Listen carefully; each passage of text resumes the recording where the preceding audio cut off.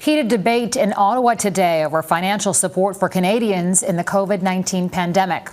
While MPs on both sides of the aisle found common ground on assistance for people with disabilities, there are still divisions over changes to the emergency wage subsidy.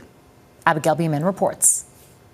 In about 15 feet, there is a parked car on the left. Physical distancing isn't easy when you're legally blind. Just one example of an extra COVID-19 challenge for people with disabilities. Knowing how to navigate the lineups and see the markers on the floor is not something easily done when you don't have usable vision.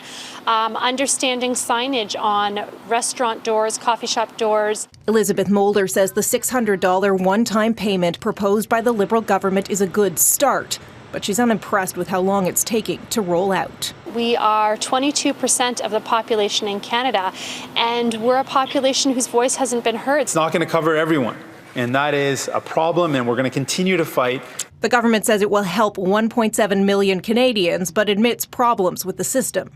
We had to use the tax system, and we had to use the pension system, and we are, and we will deliver, but it's not ideal. And it's easy to sit here and come up with excuses or reasons, but there aren't any. So I will commit today to ensure that we don't put our citizens in this position again moving forward.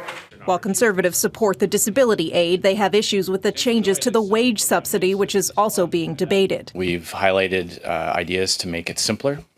You need a degree in mathematics to fully understand all the permutations and combinations that they've come up with. It's a minority situation, but the Liberals should have enough support to pass the legislation. Meanwhile, for those living with disabilities, the wait is frustrating.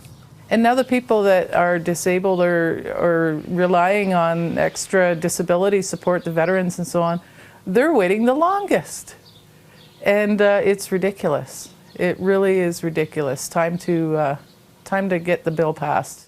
As for the wage subsidy, the proposed changes would expand the program both in length and eligibility, dropping the 30% decline in revenue requirement in favor of a sliding scale.